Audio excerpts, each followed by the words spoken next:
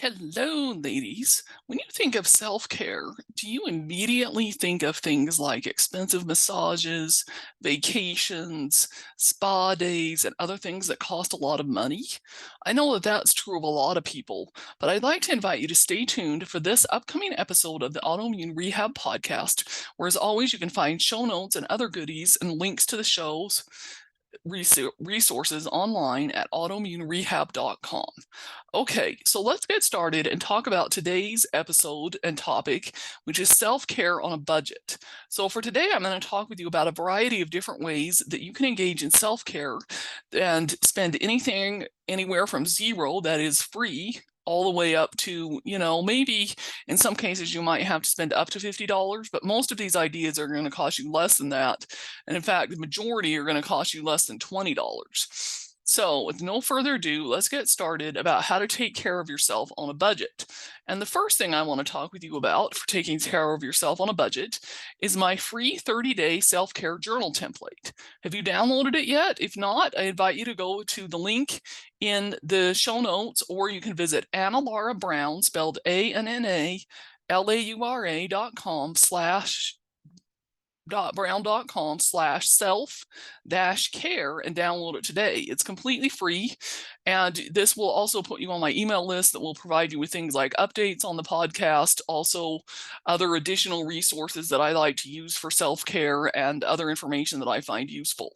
So if you haven't downloaded it, I'd invite you to go there again. That's annalaurabrown.com/self-care. And like I said, the link will also be in the show notes that you can click on. Go there, get your free copy of my 30-day self-care journal template because, that's completely free. But I also do have some other free ways for self-care as well. And more specifically, what we're going to be discussing today is how to create an effective self-care routine and give you some ideas for self-care routine ideas. And at the same time, things, that you can make a part of your routine because they're going to be on a budget. They're not going to cost you a ton of money. Okay, so the first thing I want to talk with you about is what is a self-care routine and why is it important?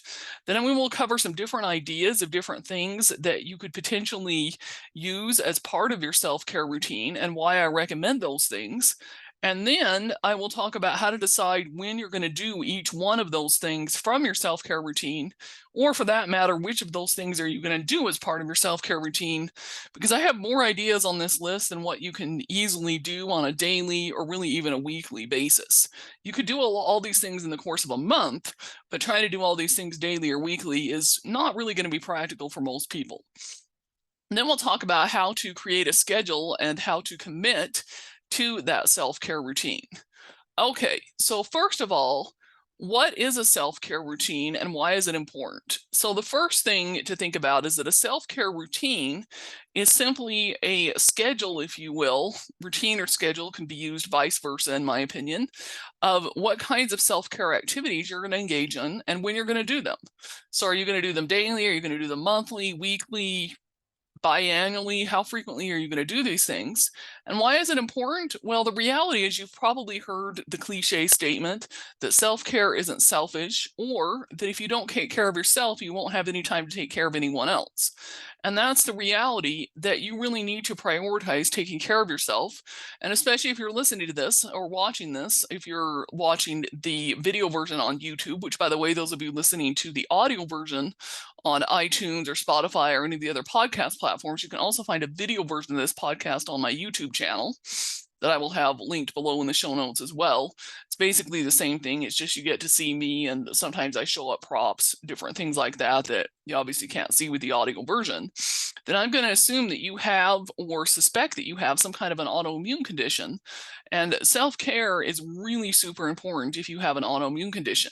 In fact, there are some theories out there that state that one of the reasons why so many women get autoimmune conditions is because they don't prioritize their self-care. And that's not the number one cause necessarily of your autoimmune condition, but not prioritizing your self-care can, if anything, make your autoimmune rehab, like the title of this podcast, or your autoimmune healing even worse. Okay, so let's start with some really common ideas, and I'm going to start first of all with some of the ones that are completely free, or maybe you can find some supplies at Dollar Tree, or they're things that you may already have around your house, that kind of thing. So the first thing would be taking some kind of a shower or bath. Now, obviously, you need to pay for the water bill, but you're going to pay for that anyway. And take a nice long one, and along with those, I like to incorporate some things like either Epsom salts, bath bombs, putting a few essential oils into the water. In the case of a shower, use like some kind of a shower melt that dissolves as you take the shower that has some kind of a nice scent, things like that. I find those to be really, really relaxing. And some of my favorite scents to add in with Epsom salts or to a bath bomb or to including a shower melt would be eucalyptus. I did previously a separate episode on some of the different uses for eucalyptus essential oils that you can go back and listen to. But one of my favorites, eucalyptus has got to be one of my favorites. Then also spearmint is a good favorite.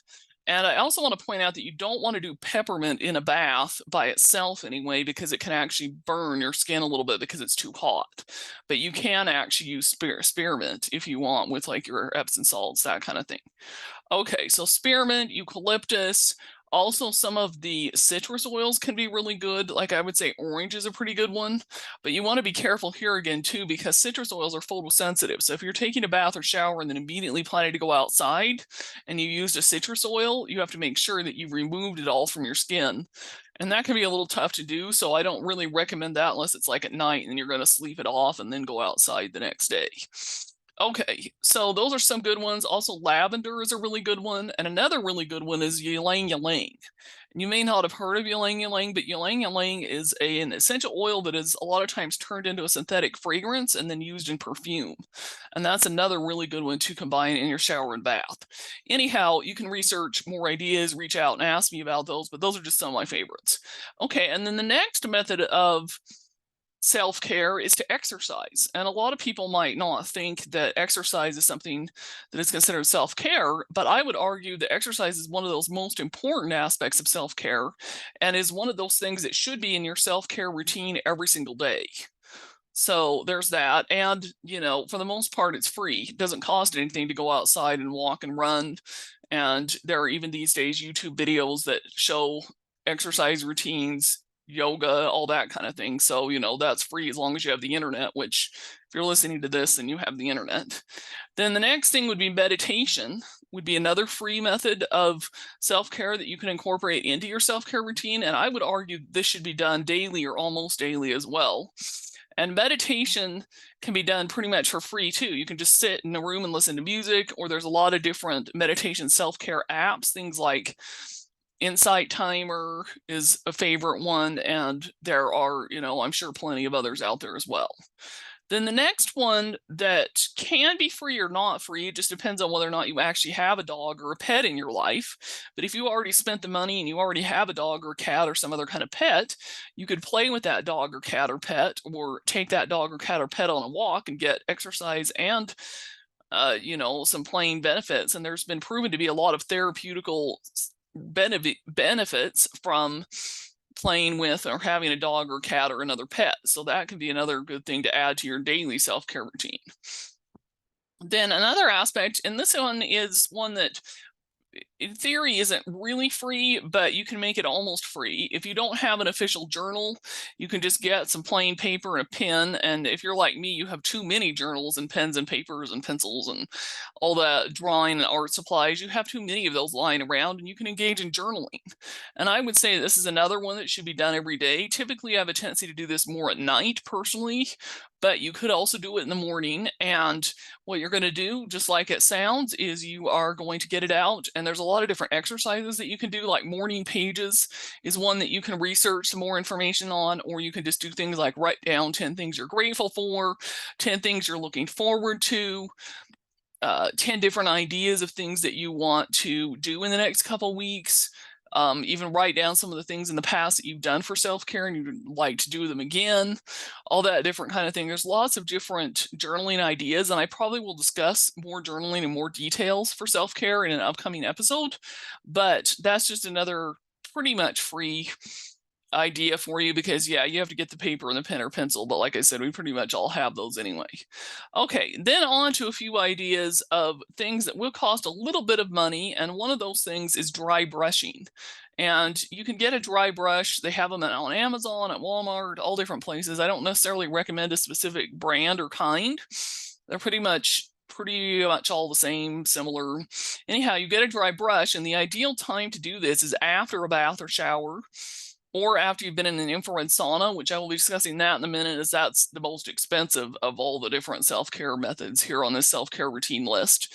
And you just take that brush and you brush primarily your legs, your knees, your arms, and it helps stimulate your lymph nodes. And I know I personally have a lot of problems with that, so I find the dry brushing to be super therapeutic, super helpful, and another really good form of self-care. Like I said, it's another method you can also research more online if you need to. Okay, then the next method is to eat a little bit of dark chocolate, and as long as you're really careful and don't overdo it, dark chocolate can actually be really good for you. So I like to buy, my favorite dark chocolate brand is called Choc Zero, and it is sugar-free, and even then I have to be careful to not eat too much, but it comes in like little packages where there's just a little bit, so you can get like one serving size bite at a time, instead of overdoing it and just eating too much. So again, that's going to be one you're obviously going to have to spend some money on. Choc Zero is a little bit more of an expensive brand, but it definitely is really good. And like I said, it's sugar-free. And there's other brands out there too, like Lily's is another sugar-free brand. I just don't like that one quite as much. Okay, then the next one is to engage in some kind of a hobby. Now, that hobby could be something that's fairly either completely free or almost free, like reading a book you got at the library. Could be playing a game online. There's a lot of free games out there. Playing a video game, which obviously then you'd have to buy the video game, but watching TV or movies, doing some kind of doodling, drawing, painting, coloring, sewing, crocheting, knitting, you get it, anything that you consider to be a hobby, and engaging in those hobbies. Now, I recommend that you spend some time on a hobby as part of your self-care routine at least once a week or so. Okay, then last but not least, I have some of my more expensive ideas here. So one would be to take a foot bath, and you could just stick your feet in like a bathtub and make it work. Personally, that's not really what I do. I actually bought an actual foot bath, and I think I got it at Macy's for about $40 or so. So it was, a little bit more. And you just basically, it's like you sound like you can even put Epsom salts, oils, things directly in the bath and the water, and it just creates bubbles, and you just sit there with just your feet, and it massages and bathes just your feet. And I like to do this usually at least once a month. Sometimes I'll do it a little more frequently. It kind of just depends on how tired and sensitive and hurting and aching my feet are, but I find that to be really helpful. Then the next thing is to do some kind of foot massage or reflexology. Now, this is another one that, depending on where you go and who you hire, this is going to cost probably anywhere from $50, maybe even up to $100. So this is definitely on the more expensive side, but it really, really works really well, and I've found the benefits of it to be amazing. Then last but not least is infrared light and or infrared sauna. Now, I have two different infrared light devices. I have an infrared light lamp and an infrared light panel, as well as an in-home infrared sauna. And I have done a separate episode on infrared lights and saunas that you can find. I've also written a few blog posts about them as well on my blog at annalaurabrown.com. And I paid to go to an infrared sauna at a franchise like health and wellness place called Restore that has locations throughout the US for quite some time. But it kind of got expensive because it was about $35 a session, and I could only do it like every 2 weeks or so. So, you can start there if you're not really sure, but over the long term, you may want to get an actual personal in-home infrared sauna. There's a lot of different ones. I can link and share with you my favorite ones if you want to ask me about that. But yeah, last Thanksgiving for Black Friday in 2022, November 2022, I finally bought my own, and even on the sale, it was about $1,100. So it was definitely way more expensive. But when you consider how frequently I use it, it definitely has paid off. And I now can do it every single day. And then I also have my infrared lights that I can shine directly on a problem spot. So like if I'm having some problems in my thyroid area, I can shine an infrared light on it, or, on my leg or knees or things like that. And I found it to be really, really helpful for reducing inflammation and pain. And some of the neuropathy, arthritis, some of the other things that I struggle with, this really, really has helped. So I really highly recommend getting one and making that part of your daily routine if you can afford it. And if you can't afford it, because I know this obviously isn't really a budget self-care idea, then I recommend that you start a sinking fund or a savings fund and save up to be able to afford it, because I think you'll eventually find that it will be really become a necessity in your life for helping with thyroid issues or other autoimmune conditions. Okay, so now that I've given you some of the ideas, you need to decide when you're going to do which thing, and then you need to schedule it and commit to it. Now, let me tell you when I personally do a lot of these things. So shower, bath, I do pretty much every day. Sometimes it's at night, sometimes it's in the morning. It just kind of depends on my schedule. I do not always use Epsom salts or bath bombs or shower melts. Sometimes I just jump in and out. But other times I take a nice long one, probably a couple times a week I do that, because sometimes I actually shower at the gym and not at my house, and then I don't have access to those things either. Okay, then dry brushing, I try to do that after every bath or shower.